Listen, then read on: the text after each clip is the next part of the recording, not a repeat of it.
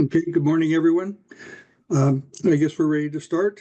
I, Chair Thomas Kyle, call a virtual electrical and elevator board meeting of January 23rd, 2025 to order at 9:30 a.m.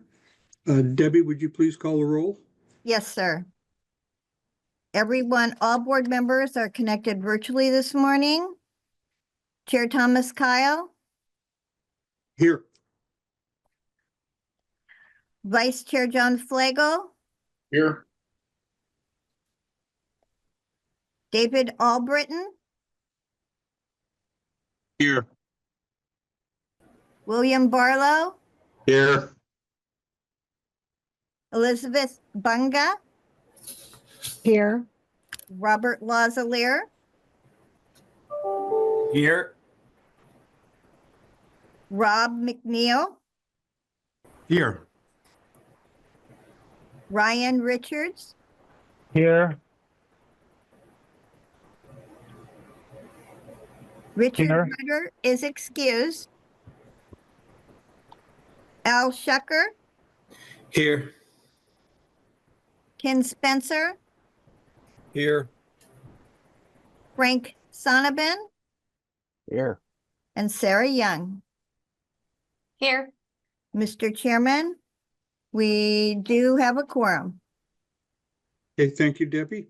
Agenda item 1C.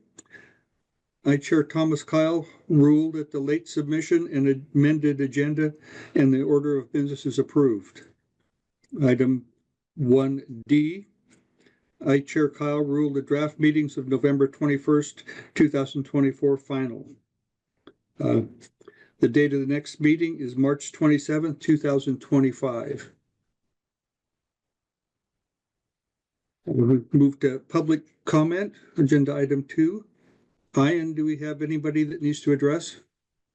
Thank you, Chair Kyle. Ian Paik, analyst with the division. We did not receive any requests to provide general public comment to the board.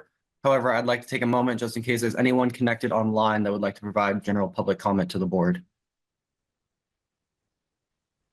Seeing no hands or comment, Chair Kyle, that concludes general public comment. Thank you.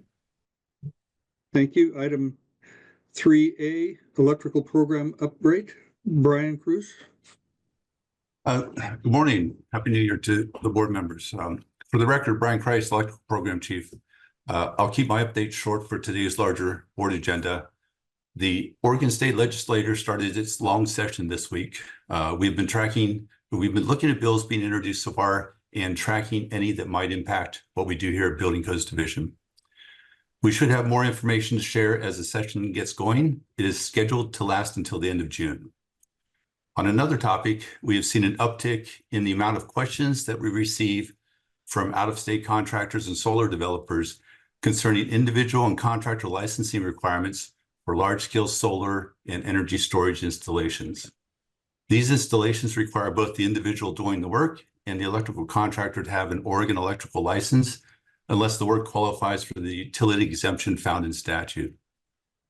Additional rules concerning solar licensing can be found in Oregon Administrative Rule 918-282-0400. Please reach out to myself or Assistant Chief Damon Jensen if you have additional questions regarding solar licensing in Oregon. That's my update for the board today. Does anyone have any questions for me? Mr. Chair, that's my electrical program update. Right. Thank you, Brian. I didn't see any hands. So agenda item 3B, elevator program update. Warren Hartung. Good morning, Chairman Kyle, members of the board. For the record, Warren Hartung, Program Chief, Statewide Services.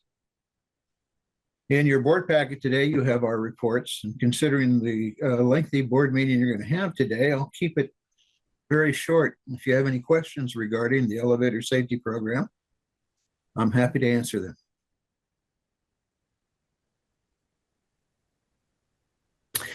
Hearing none, I thank you for your time. That was short. Thank you. Agenda item 3C, board vote on 14 proposed consent orders. Michael? Good morning, Chair, members of the board. For the record, my name is Michael Hamilton, as the case representative for the division. I'm going to start out by providing the board with a brief update on enforcement. The division has been taking a proactive approach to educating the construction industry on specific licensing and permitting requirements for electrical installations. When we find out about larger projects, usually involving out-of-state contractors, we work with local officials and jurisdictions to ensure that all the requirements are being met. We've also participated in development meetings with contractors to educate them and provide them with resources that can assist in complying with Oregon's electrical statutes and rules. Additionally, the enforcement section has begun to actively monitor social media and other platforms for potential violations of the electrical advertising rules. In approximately in November, we sent out educational letters or time permits to people that are advertising that they can perform electrical installations and have no record of a license. Of the 13 people the division has contacted, 10 of those people have removed their advertisements after receiving the education letter. Where individuals have not responded to the education letter, the division will begin a more formal process to ensure that the advertisement are in compliance. I will now move on to the consent orders. Before the board is a summary of the consent orders negotiated by the division. On behalf of the board, we've entered into consent agreements in 14 cases since our last board meeting.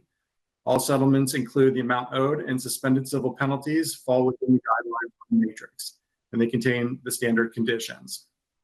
We have a large agenda today where almost all the cases are related. Therefore, where they are related, I'm going to be talking about this group, even if they're out of order, for context and expediency. The first group of cases are C-2024-0001, the matter of Spruce Rocks Construction, Inc., and C-2024-0192, Wooming Coon Way. Spruce Box Construction was assessed a penalty of $6,000 for acting as an electrical contractor without an electrical contractor license, allowing unlicensed electrical installations, and failing to obtain an electrical permit. Respondent has agreed to pay $3,000 with the remaining $3,000 suspended for 5 years. Way, the responsible managing individual for Spruce Box Construction, was assessed a penalty of $2,000 for procuring and assisting installations, and he has agreed to pay $1,000 with the remaining $1,000 suspended. The second group of cases are C-2024-172 in the matter of Elemental Energy, LLC, C-2024-0177 in the matter of C-2024-0179 Ryan Himes, and C-2024-0178 Tommy Johnson Shook. Elemental Energy was assessed a penalty of $4,000 for allowing licensed individuals to install modules, and agreed to pay a penalty of $2,000 with the remaining $2,000 suspended for 5 years. The signing supervisor for Elemental, Luke Backel, was assessed a penalty of $6,000 for failing to fulfill his obligations as a signing supervisor by not ensuring that the individuals installing the PV modules had an appropriate electrical license. Respondent has agreed to pay a penalty of $3,000 with the remaining $3,000 suspended for 5 years. The 2 employees involved in the installations of the PV modules, Ryan Himes and Tommy Johnson Shook, were each assessed a penalty of $2,000. Each has agreed to pay a penalty of $1,000 with the remaining $1,000 suspended for a period of 5 years. Next group of cases are C-2024-0048, the matter of investments, EBA Portland Sign Company, C-2024-0160, the matter of Michael Waiter, and C-2024-0161, the matter of St. Louis. B3 Investments was assessed a penalty of $5,000 for allowing the unlicensed electrical installations and for failing to obtain an electrical permit. They've agreed to pay $2,500 with the remaining $2,500 suspended for a period of 5 years. Michael Boyder was assessed a penalty of $2,000 for installing the electrical without an Oregon electrical license. He's agreed to pay a penalty of $1,000 with the remaining $1,000 suspended for a period of 5 years. Sam Gleason was also installing electrical modules in the sign. He was assessed a penalty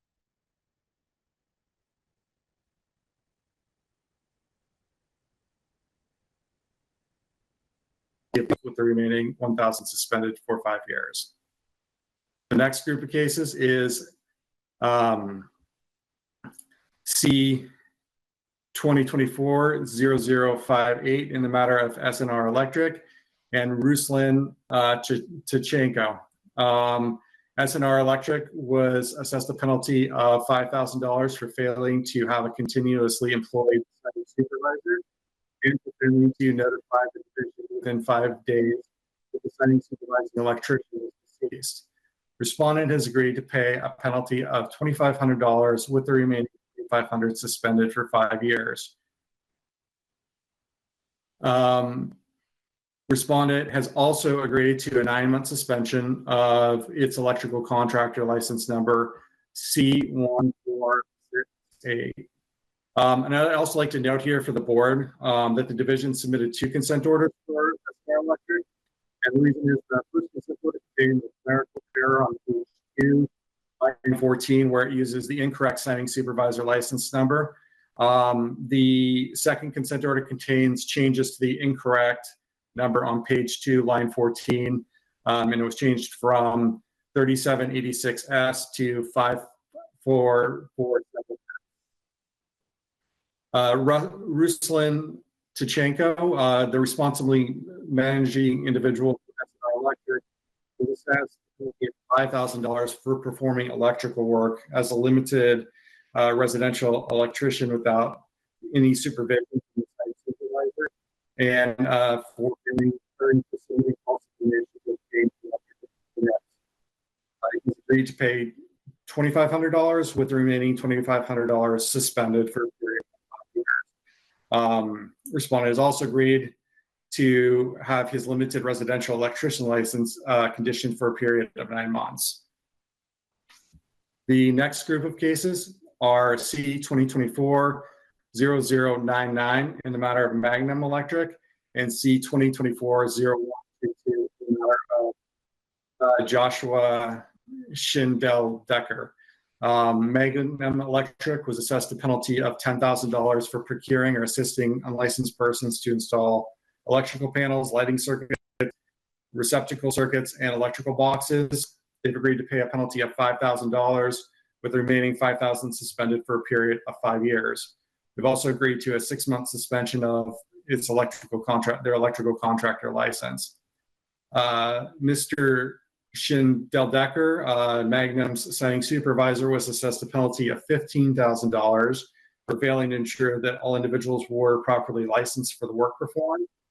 Respondent has agreed to pay a penalty of $5,000 with the remaining $10,000 suspended for a period of 5 years. Respondent has also agreed to a suspension for 6 months of his signing supervising electrician license. And then the final case on the agenda, a solo case, is 2023-0145 in the matter of Dusty Pace. Dusty Pace was assessed a penalty of $3,000 for performing electrical installations without an Oregon electrical license and without an electrical permit. Respondent has agreed to pay a penalty of $500 with the remaining $2,500 suspended for 5 years. A vote is required on these matters, and I'm happy to answer any questions. Okay, thank you. When these, I guess, when these suspensions go in, what date do those go into effect? After our board meeting, or? You're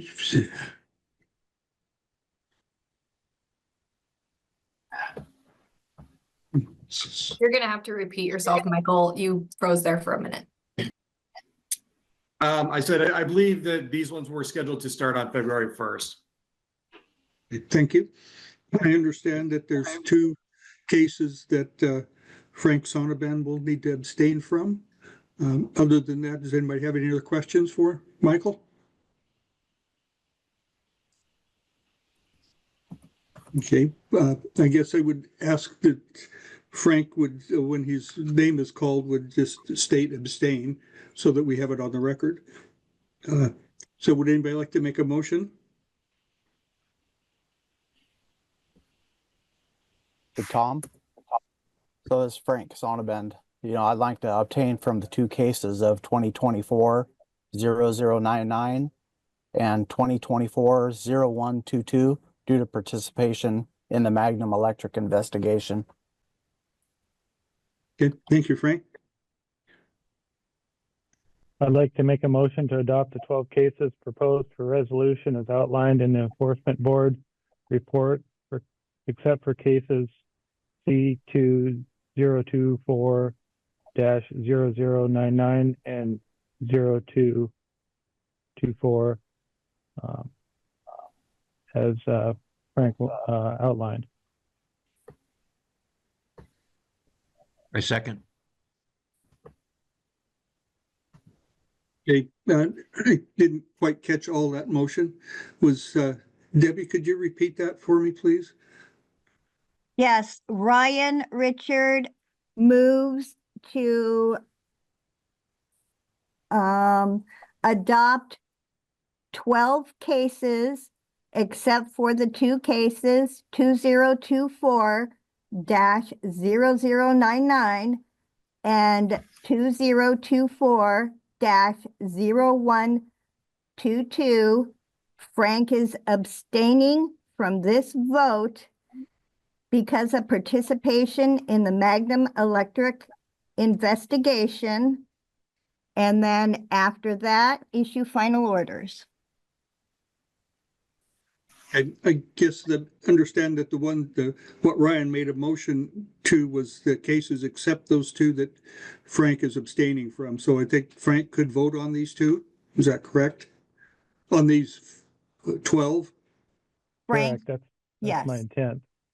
Okay, a motion's been made and seconded. Debbie, would you call the roll? Yes, sir. Sara Young, Aye. Frank Sonnabend, Aye. Ken Spencer, Aye. Al Shecker, Aye. Ryan Richards, Aye. Rob McNeil, Aye. Robert Lazalier, Aye. Elizabeth Bunga, Aye. William Barlow, Aye. David Albritton, Aye. Vice Chair John Flagel, Aye. and Chair Thomas Kyle. Aye. Mr. Chair, the motion passes unanimously. Okay, then we need to make another motion to approve or disapprove the two cases ending in 099 and 0122. Anybody like to make a motion? I'll I'd make like a to- motion to adopt the two cases proposed for resolution as outlined in the Enforcement Board report for case numbers C 2024-0099 and 2024-0122 and issue final orders. I'll second that. All right, thank you both. Motion's been made and seconded to approve the two cases. Debbie, would you call the roll? Yes, sir. Sara Young, Aye. Frank Sonnabend, I'll abstain from this vote due to participation in this investigation cases. thank you, Frank. Ken Spencer, Aye. Al Shecker, Aye. Ryan Richards, Aye. Rob McNeil, Aye. Robert Lazalier, Aye. Elizabeth Bunga, Aye. William Barlow, Aye. David Albritton, Aye. Vice Chair John Flagel, Aye. and Chair Thomas Kyle. Aye. Mr. Chair, the motion passes. Okay, moving on to agenda 3D, summary of enforcement cases previously resolved by division. Michael? Thank you, Chair. We have two default orders on the agenda today and no action is required on these items. The first default order is case C 2024-0005, Leslie Joe Zagalow. Respondent was assessed a penalty of $2,000 for permitting or suffering an unlicensed person to make electrical installations on the property that she owns, controls, or manages. And just a note, at the September 2024 meeting, the board approved the consent order for the individual that performed the unlicensed electrical installations. His name was Ben Heller. The second default order is case C 2024-0107, Mr. VII.A. Respondent was assessed a penalty of $2,000 for performing electrical installations without a supervising electrician license or journeyman electrician license. And I'm happy to answer any question on these as well.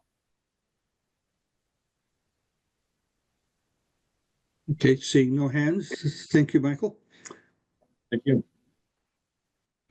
This is agenda item 4, annual electrical vehicle infrastructure training program review process. Ian?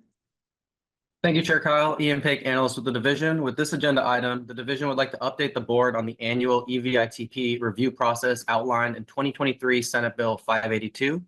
SB 582 relates to the Electrical Vehicle Infrastructure Training Program and gave the Board multiple responsibilities outlined in the memo in your agenda packet. If you will recall, at the November 16th, 2023 and January 25th, 2024 Board meetings, the Board reviewed and approved EVITP and equivalent training programs.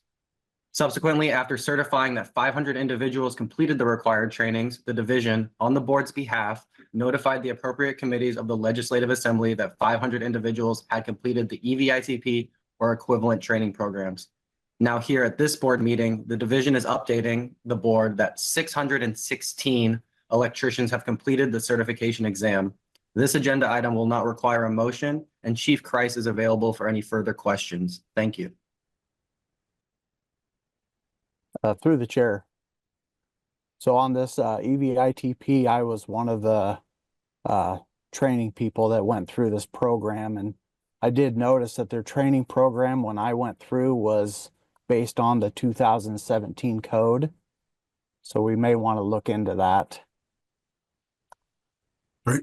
Thanks for the information, Frank. I'll take a look at that and see that see if they're using the current code or if they're still on the 2017. Thank you. Mm-hmm. Okay, any other comments? We'll move on to agenda item 5, no appeals, or appeals, I guess there's none. Agenda item 6 is unfinished business. I guess we have no unfinished business. Item 7A, this is Oregon limited building maintenance electrician rules. Ian, would you explain this? Thank you, Chair Kyle. Ian Paik, Analyst with the Division. With this agenda item, the Oregon LBME Committee requested the Board amend the language in OAR 918-282-0260. This agenda item will not require a motion. The Division is requesting direction on this item based on what the Board would like the Division to do. Chief Crise will also be available for any questions. Mr. Williams, are you connected and would you like to speak on your agenda item?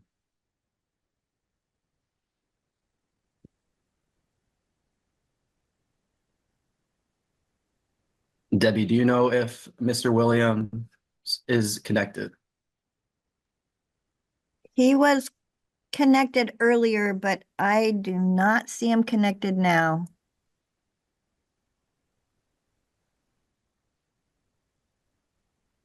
If we can get back to this agenda item, I will send him an email. Okay. Brian, would you like to comment on this item? Yeah, I don't have any problem with the recommendation.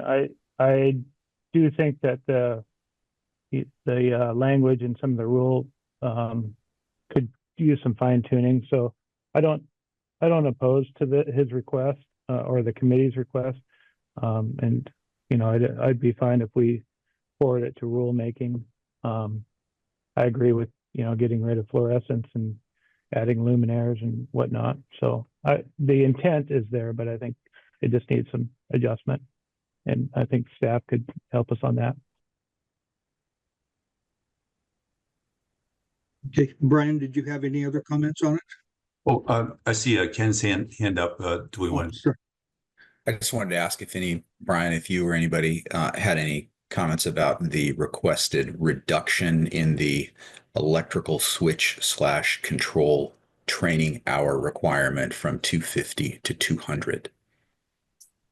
Yeah, that's something that we probably want to go back and talk to the LBME committee to see why they want to request that adjustment. That's something that the hours still have to add up to the hours requirement for the license certification. So if they're adjusting hours down in that one category, that there's probably needs to be an adjustment up in the other some other category to accommodate for that. I didn't notice that the hours were adjusted like that. I was more interested in the language changes, and do think it's appropriate that we update the language to today's terms and to what the apprentices and electricians are doing, responsible for their scope of work. But I'll definitely take a look at that 200 and 250 and see if there's any feedback from the LBME committee. Thank you. Thank you. Okay, any other comments? I guess I'm not sure that we gave you a direction, but I guess we can move on. Agenda item it's 7B. This is a program assumption from the city of Happy Valley. Richard, are you going to speak on this one? Yes, thank you, Mr. Chair. Chair Kyle and members of the committee, my name is Richard Donovan. I'm a senior program advisor for the division. And this agenda item concerns Happy Valley's desire to take over electrical program responsibilities for their jurisdiction. Currently, the program services for the electrical program are provided by Clackamas County. The full application materials are in the board packet today, and also in the packet is a response letter from the county. In evaluating this application, the board has specific criteria under law that have to be evaluated. And so those criteria are listed out in the packet as well. I think you could generally say that the law wants you to evaluate just the ability of the municipality that would take over the program to effectively deliver the program services, make sure it's financially viable. But you can look, there's a 6-point, 7-point test that you're supposed to go through. Procedurally, the board may take action today. It must take action on this item by April 1st under our rules. So if the board desires to take action today, that's possible. If not, then there is time for us to put this as an agenda item for our next board meeting in March, and we can talk about it then if there's questions that are outstanding and the board needs more responses. Mr. Mark Ennis is here from Happy Valley, and the board can proceed to asking him questions or deliberating, or if he has a presentation, the board can allow that. And Ms. Cheryl Bell and I think some of her colleagues from Clackamas County are also here for board questions. Mr. Chair, that's all that I had prepared. If there's things I can answer, I'd be happy to. Otherwise, I encourage you to proceed. Through the chair, I have some concerns. My first one is this application complete? Because it has the same memo information from our November meeting. Doesn't even look like it's been updated there on that thing.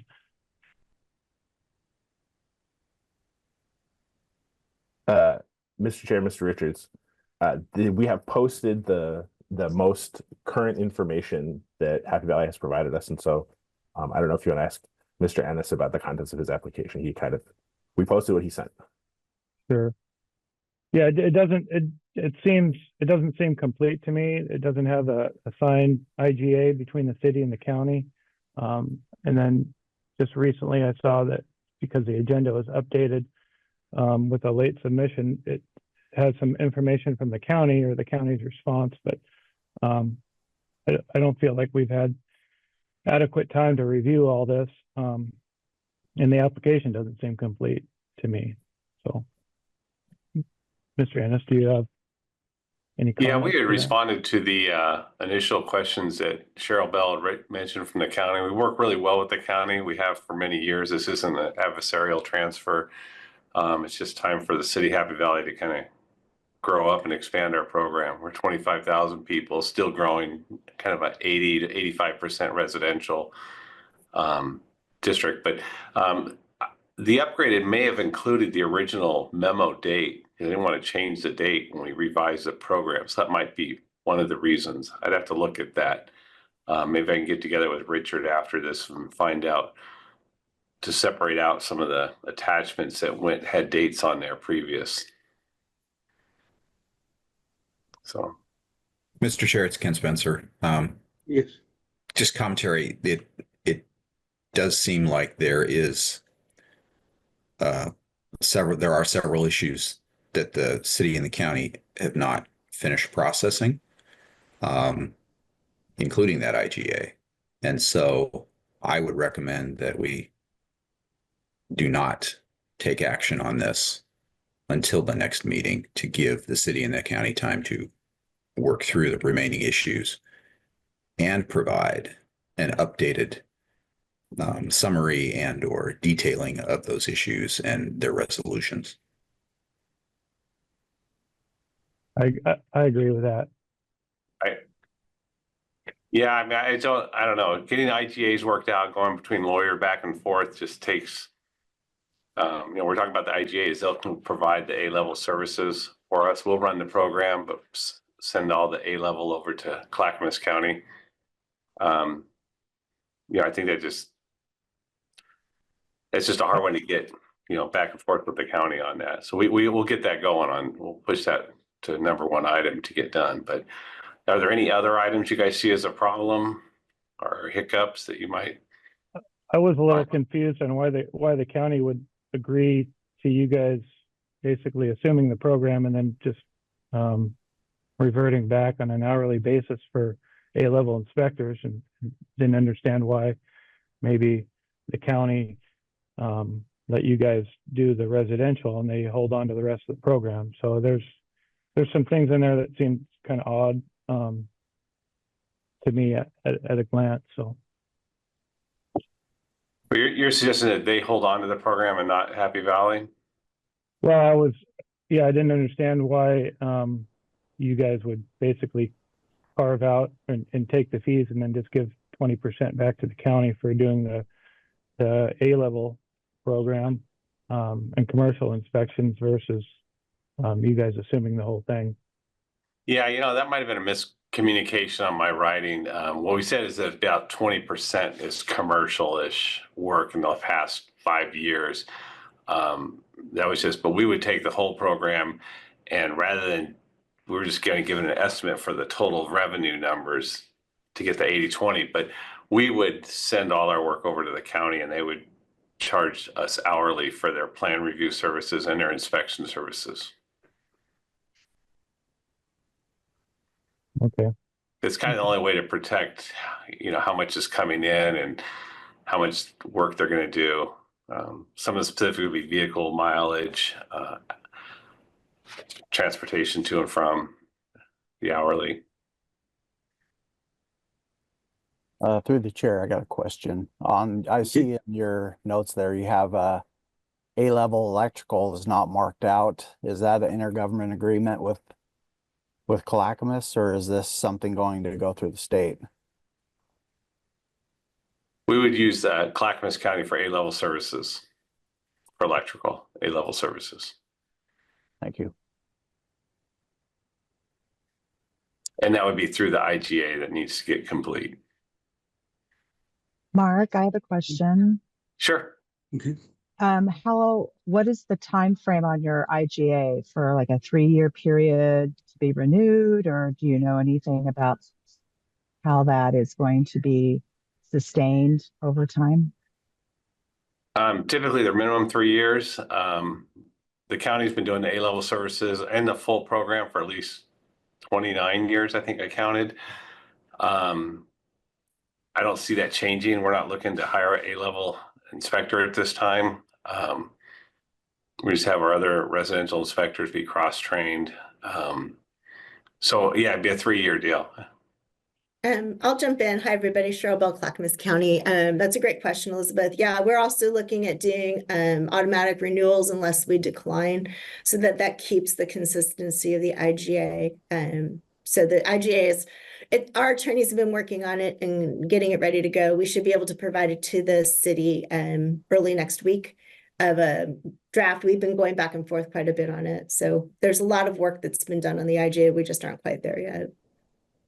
And in the event that the county is not able to provide the necessary services, what is the contingent or backup plan for that?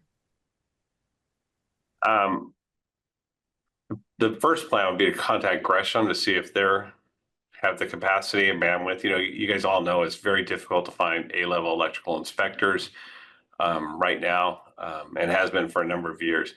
But the backup plan would be to look for Gresham to see if they'd be able to do that. I guess a third level, a second backup would be a third party or possibly the state. But, you know, I'm really hoping that we could keep our relationship with the county. We have a great relationship with them, and they do a great job. Please. I think so, Cheryl. I don't know, unless you're thinking differently. I don't know.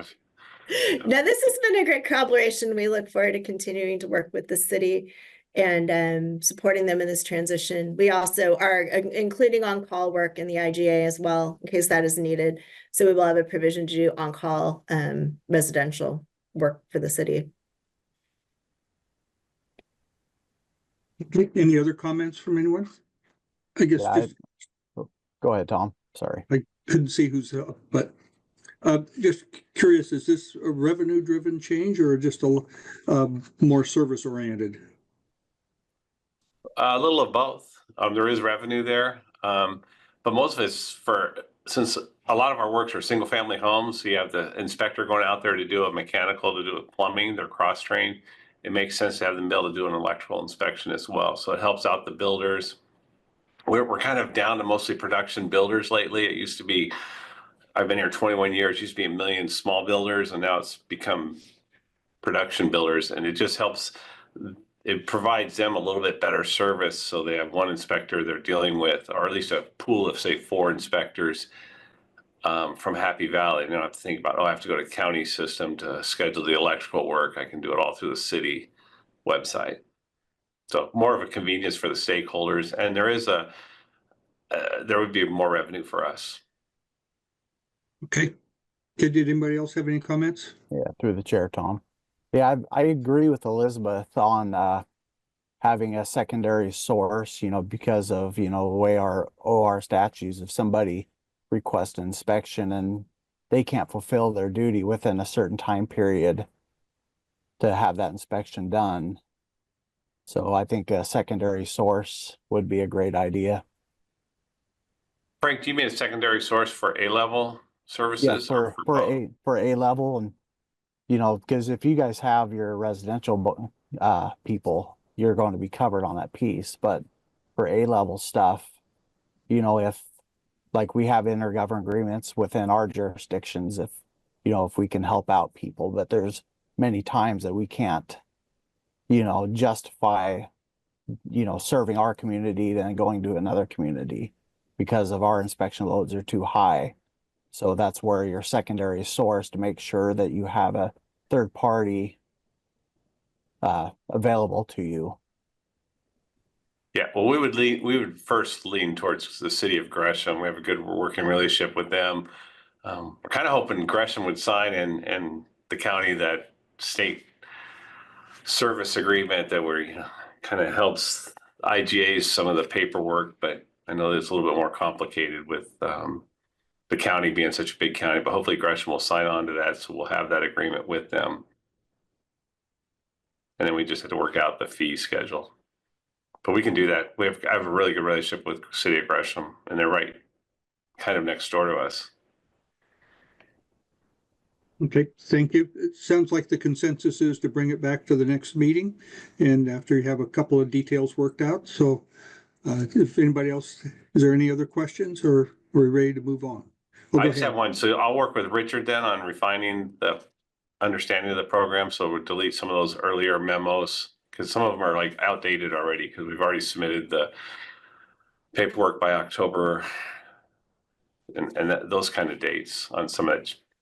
Yeah, Mr. Chair, anybody who has questions about this, if you think of anything after the meeting, feel free to reach out to me directly. And Mark, yeah, you can I'm happy to work with you and be a resource. We'll try and I think deliver the next set of materials cleanly.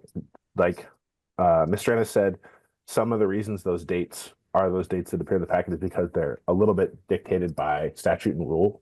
The timing is a little bit strict. And so, but now we're kind of past those times. So as long as the next mandatory action is April 1, so we'll get you a clean set of documents for next time. As well as who's going to cover enforcement in this new carved out area also. The city of Happy Valley would cover the enforcement. Okay.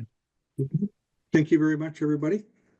All right, agenda item 7C, request from sole proprietorship Signman for a language change to OR 918-282-0020. Ian? Thank you, Chair Kyle. Ian Paik, Analyst with the Division. With this agenda item, Chad Miltenberger requests that the board discuss the language of OAR 918-282-0020. Again, the division is asking for direction on this item based on what the board would like the division to do. This agenda item will not require a motion, and Chief Crise is also available for questions. Mr. Miltenberger, are you connected, and would you like to speak on your agenda item?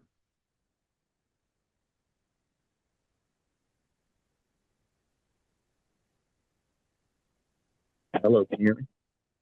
Yes. Okay. Yeah, we're present. I'm actually here with my dad, Ed Miltenberger. He's the owner of the company.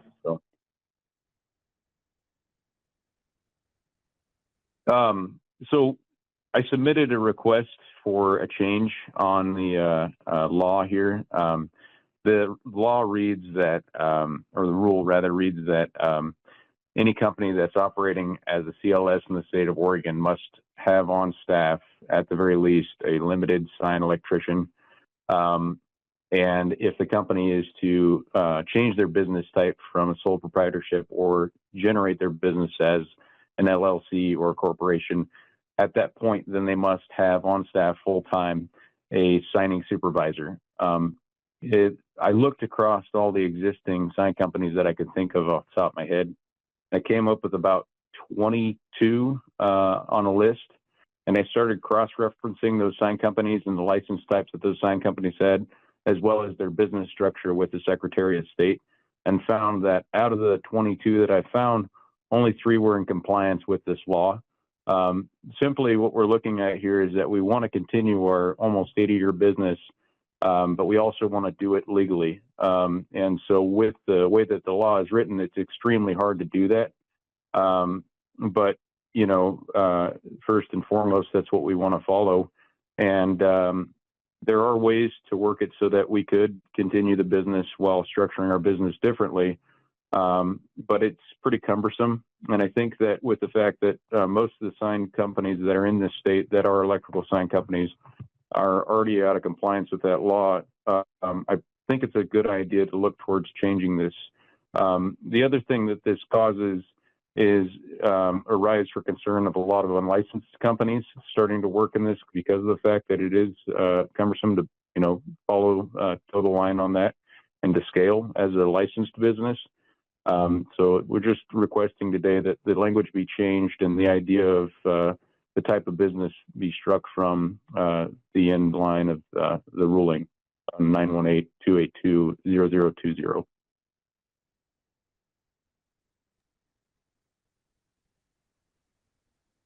Through the chair, I kind of understand what Mr. Miltenberger's getting at, and I'm not familiar with all the sole proprietor shops, but I think there's an opportunity here to update rules in Oregon, and don't see any problem with moving this towards a rulemaking with state staff and moving this forward and updating some of the changes. Okay, are there any other comments? Question for Mr. Miltenberger.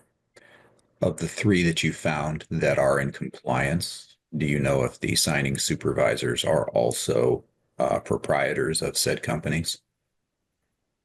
So there are actually, there's only one company off that list that has a signing supervisor. The others are sole proprietors, and they are the signing electrician for the company. the BCD's registry. Thank you. Thank you. Okay, anybody else have any comments? Okay, thank you. I guess we'll have the state work towards this. Thank you. Okay, agenda item 7D, board acting as a review committee. Ian, would you speak on this? Yes, yes. Thank you, Chair Kyle. Ian Paik, Analyst with the division. With this agenda item, the board will be shifting gears and will turn into a rulemaking advisory committee for the division's field evaluation body approval process. This agenda item will not require a motion, but the division is interested in any suggestions or changes the committee may offer. Chief Crise will also be available for any questions throughout this process. So now we will, quote unquote, begin the RAC. So the division's current field evaluation body approval process was last updated in 2004. Currently, the division's process requires applicants to submit materials to satisfy criteria outlined in OAR 918-305-0350, the checklist for field evaluation firm applicants, payment, and the firm's point of contact person to the division. A member of the electrical program then reviews the application for sufficiency before granting approval. Approved field evaluation bodies are then re-examined after 2 years and then every 3 years, so long as they remain in good standing. The purpose of the initial and subsequent re-examinations following approval are to ensure that the body continues to meet Oregon's requirements. With this rulemaking, the division is considering updating the field evaluation body approval process by streamlining the application review process within the electrical program and aligning the field evaluation body's approval terms. There will be 4 topics at this rulemaking advisory committee for us to discuss. The first 2 topics will deal with the rule language included in your agenda packet. This next 2 topics will deal with the potential economic and racial equity outcomes associated with this rulemaking. Your role as the committee is to give input and guidance on this rulemaking before a final draft of the proposed rule language is presented to the Electrical and Elevator Board. Ultimately, this board will need to approve the draft rules and recommend the division proceed with rulemaking following the outcomes of this. So beginning with our first topic, should the division amend the multi-year re-examination process and align approval terms on a recurring 3-year cycle? So to tee this up, this topic was brought before the division by field evaluation bodies based on their concerns that the current re-examination schedule was sort of confusing and arduous. The concerns were echoed by the electrical program. If the division changes the renewal process to remove re-examinations at 2 or 3-year intervals in exchange for aligning these approval terms with each other on a 3-year cycle, it would create more consistency and clarity for the division as well as industry. The field evaluation body approval term would last the duration of the approval term cycle, but once that period lapses, the field evaluation firm's approval term expires and it would have to renew for the next 3-year approval term cycle.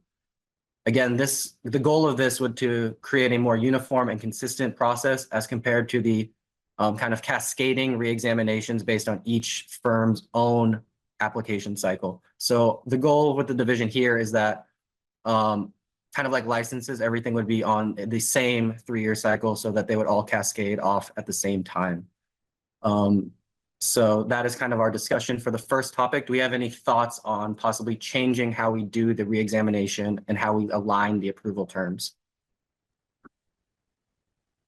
I think that makes sense. I mean, I think having the consistency and clarity of the just doing it every 3 years is a good move. I agree. I think that it kind of helps everybody understand when to renew and keep up to date.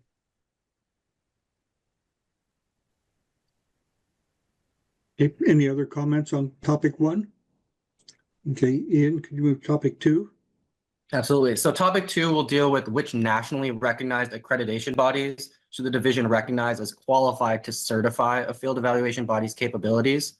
So this topic was brought to the attention of the division from industry. Currently, the ICC International Accreditation Services has adopted the NFPA 790 and NFPA 791 and has set that as a criteria for field evaluation body approval. And with periodic audits, continued recognition of that field evaluation body. Field evaluation body recognition is also specific to which category of electrical products the body has been determined to have competency for. So does the committee have any thoughts on what would qualify as a nationally recognized accreditation body, or any others besides the IAS that we should have on our radar.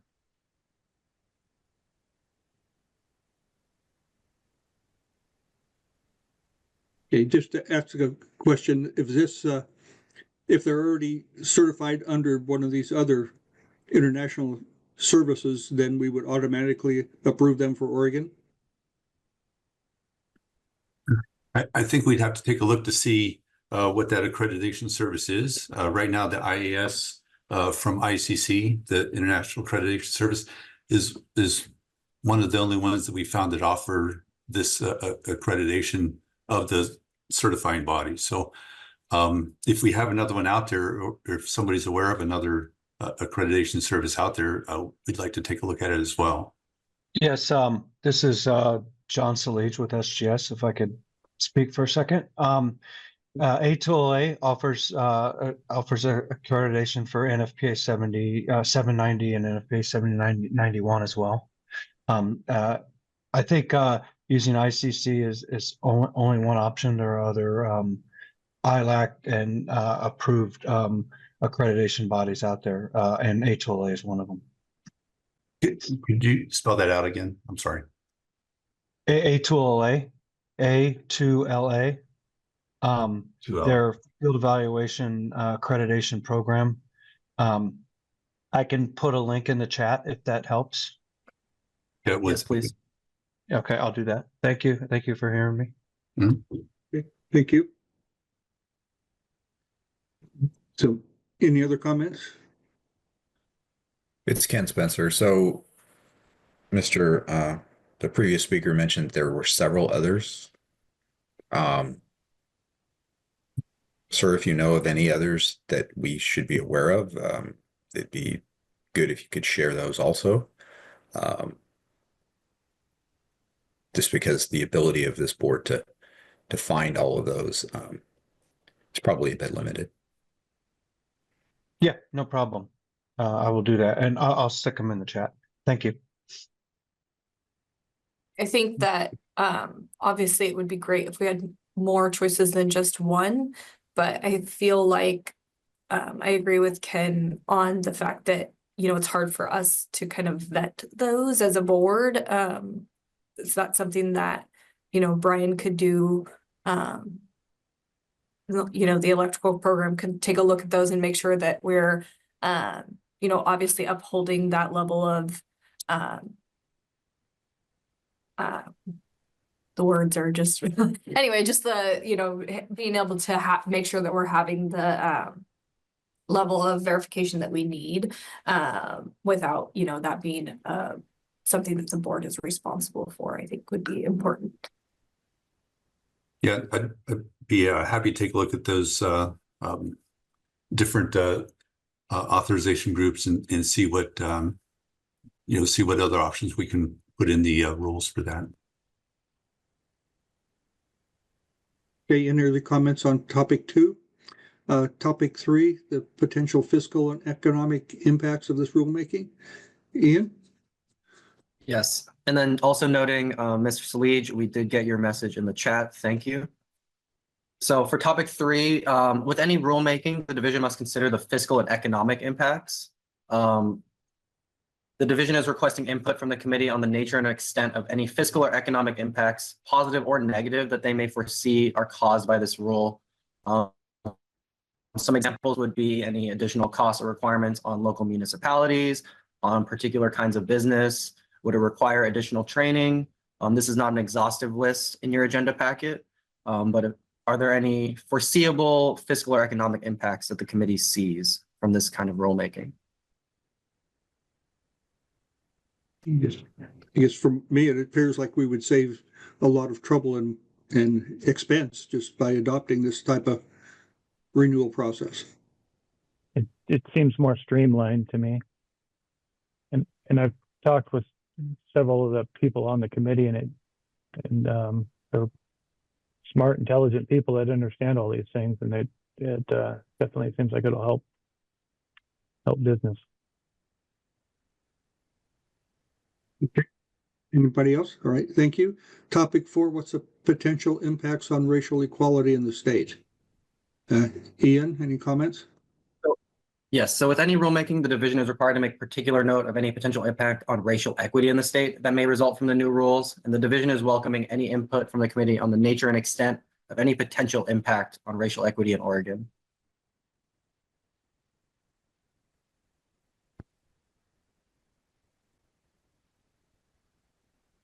Okay, any comments? I guess I don't see any issue with this. If it's streamlined, it would make it easier. And so any additional topics to discuss for this? Ian, you added some? Perfect. So before we close our rulemaking advisory committee, this is a final opportunity for the committee to discuss any additional issues that were not brought up by our 4 topics or to return to any previous topics. Are there any general questions or things you'd like to discuss about this potential rulemaking?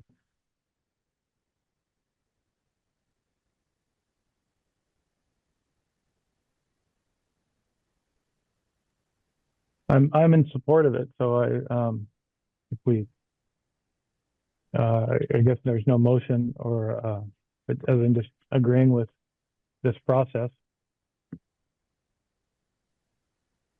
Okay, it sounds like we've finished this topic. Is there anything we need to do to close out this meeting, this part of the meeting? No, hearing nothing on additional topics and hearing and noting the discussion from the RAC. And thank you, Mr. Salige, for your information. That will conclude the RAC portion of the board's meeting today. Chair Kyle, we can now return to the regular agenda. Thank you, everyone, for your assistance. And the division greatly appreciates you guys kind of going above and beyond for these kind of rulemaking advisory committees. So thank you. Okay, thank you, Ian. This brings us to agenda item 7E, board review of electrical chief recommendation regarding new continuing education course and instructor applications. Ian, I guess you're up again. Thank you, Chair Kyle. Analyst of the division, Ian Paik. With this agenda item, the division requests the board consider the continuing education recommendations from Chief Crise. In December, during the CE cycle, Chief Crise reviewed 4 applications from 2 organizations. Ultimately, Chief Crise recommended 3 courses for approval and 1 instructor for approval. This agenda item will require a motion, examples of which are included in your packet. Thank you. I'll make a motion to approve the electrical program chief's recommendations for approval of courses or instructor. I'll second. Okay, any discussion? Okay, a motion's been made and seconded to approve the recommendations of the chief. Debbie, would you call a roll? Sara Young, Aye. Frank Sonnabend, Aye.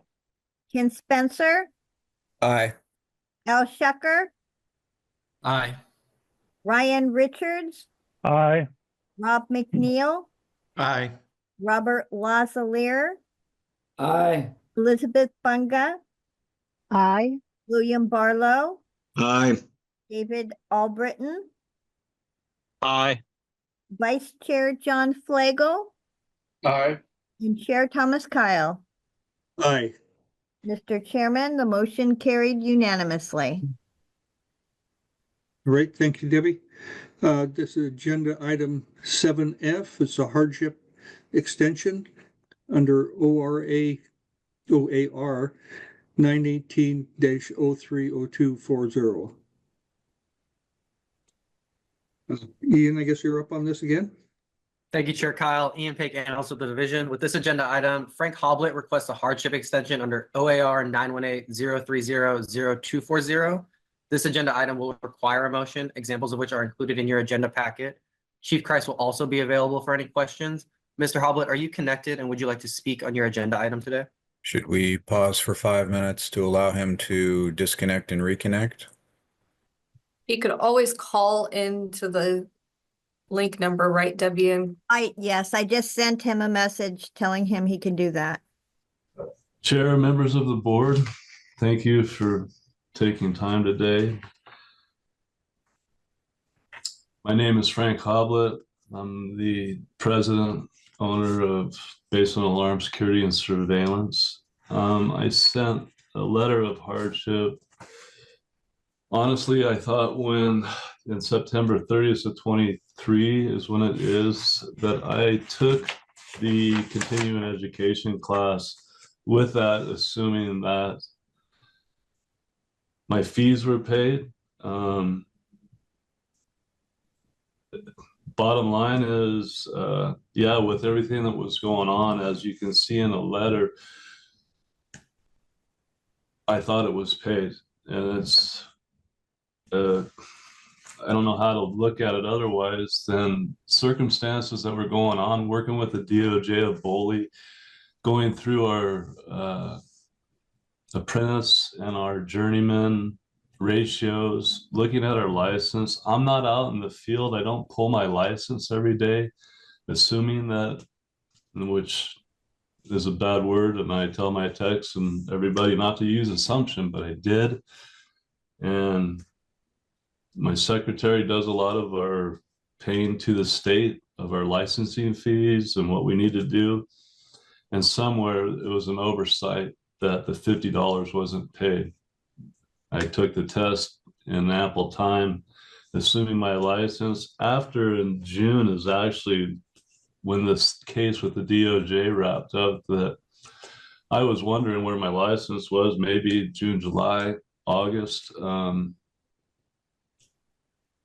we pulled it up and it said that it was canceled, that terminated. And then that's when I called Graham Roney, I believe it is, and then got a hold of Debbie, and she directed me to you guys to go about and see about what we could do about this. So I don't think I need to read my letter, but I had last year, I had quite a bit of stuff going on. And with this, it was overlooked. It was an oversight. It wasn't meant not to be paid. And that's kind of where I'm at with this. So I'm asking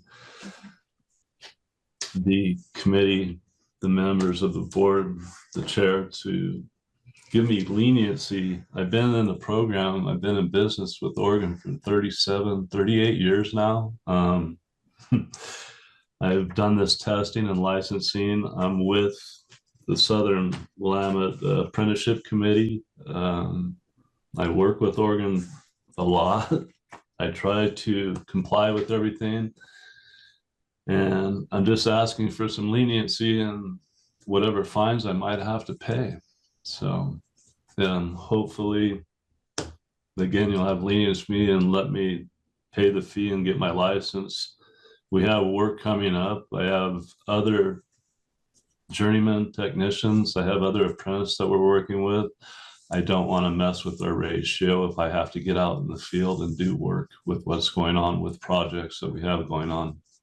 So that's what I'm asking for. I thank you guys for any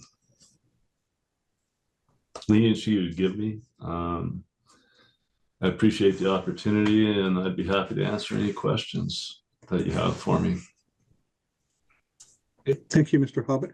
When was the last time that your license was current? It was October.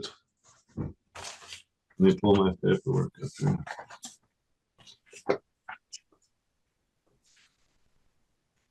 Expiration was 10/1/23. And when I noticed this was in August of 24, July, is when I noticed it after I finished up my proceeding with the DOJ with Bureau of Labor Industries. That's when we were looking at licensing and looking at hiring more apprentices. And that's when I noticed that something happened. I did write in my letter, my visa, I don't know what happened, if we paid it and it got canceled, but my visa did get canceled in June. I don't know if that was an underlying circumstance, but to answer your question, Chair Kyle, it is 10/1/23 is the last time I had a legal license. And on September 30th of 23 is when I finished my continuing education for my license. So I finished my testing, assuming that it would be paid for, and it wasn't. Through the chair, I've had Oregon and Washington license. I've been an electrician for over 26 years. I keep these licenses handy because by law and rule, you're supposed to have it on you.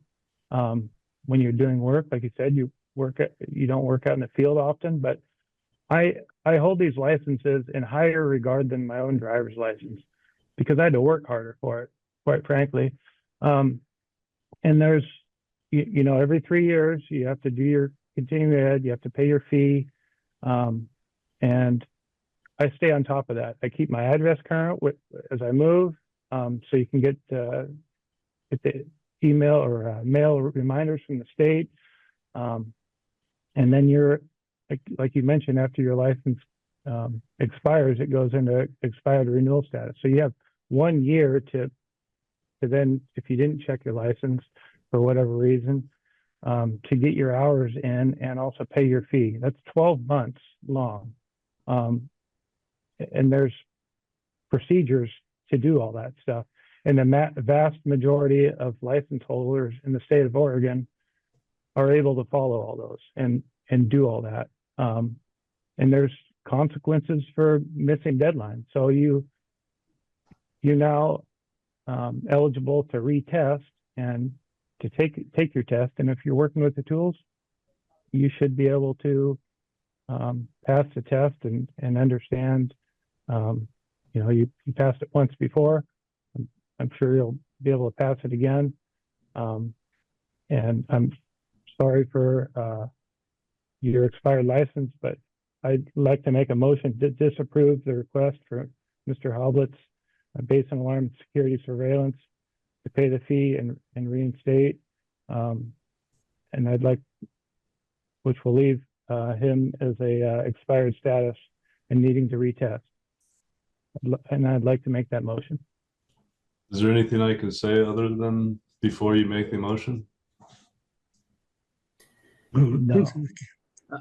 The motion's been made, so. Okay. I'm curious to know what our notification process looks like. Thank you.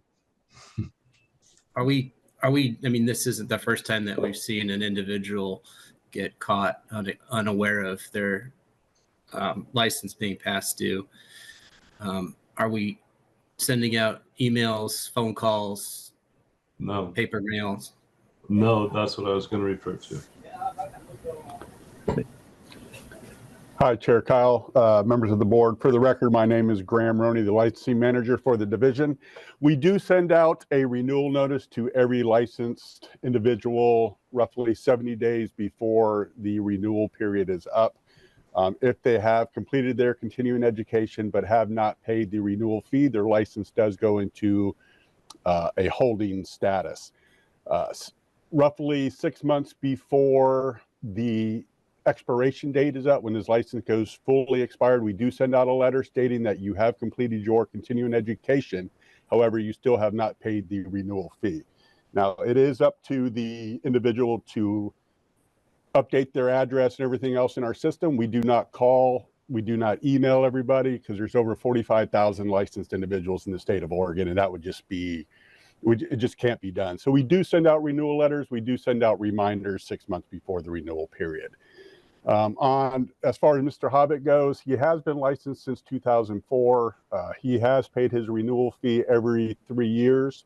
He did complete his continuing education on 9/29, and for some reason he did submit another application on 12/12 of 24. So if for some reason you do approve his hardship, we could renew him today. If you deny it, he has another application, and we can send out his test today as well. And that's all I have. Thank you. Sara Young here. I'm the journeyman electrician member of the board. So I also hold a journeyman electrician license in both Oregon and Washington. And I feel the same way that Ryan feels. You know, you have those 3 years to complete your continuing education, and technically you're supposed to complete that continuing education over the course of that entire 3 years. And I personally try to get that, you know, accomplished as soon as possible and get that out of the way so that I don't have to worry about hitting that last minute time frame and having something happen where, it does go into an expired status. On top of that, as somebody who works in an operations manager position for a contractor, I feel like as a contractor, if you're wanting to keep track of your own employees, do a little bit more due diligence.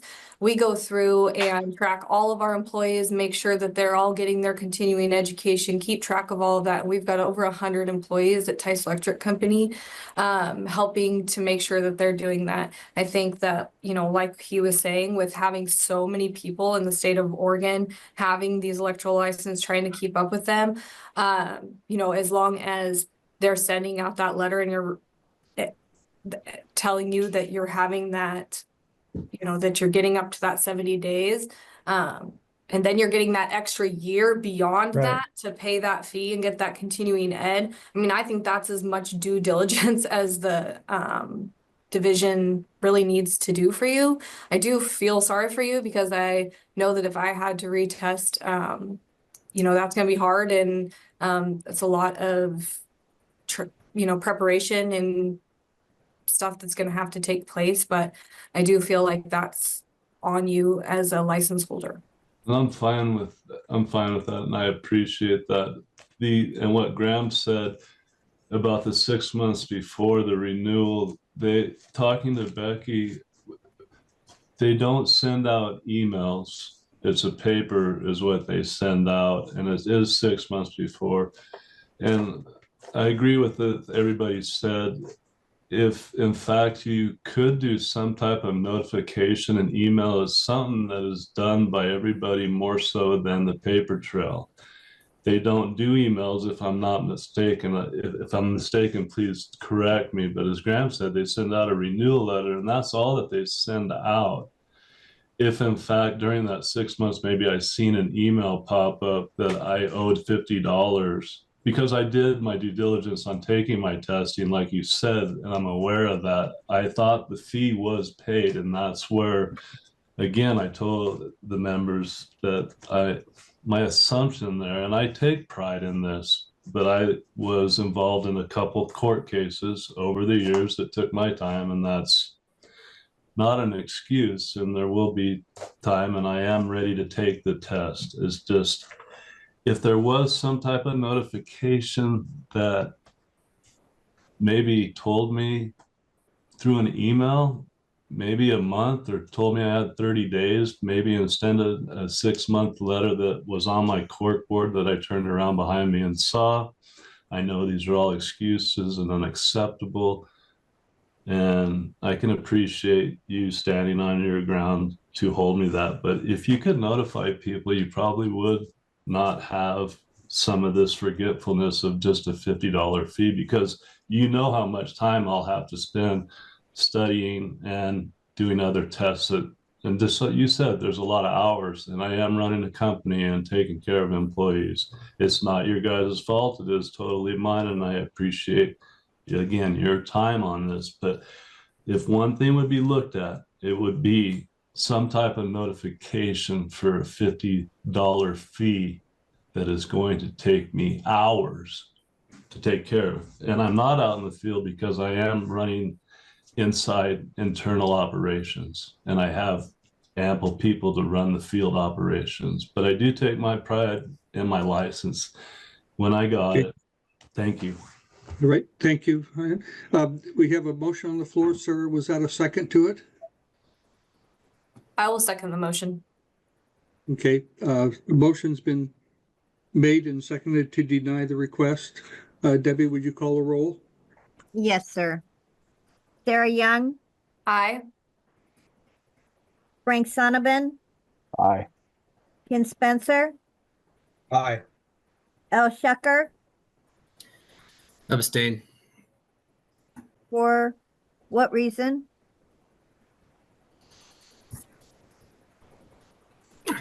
You either vote yes or no.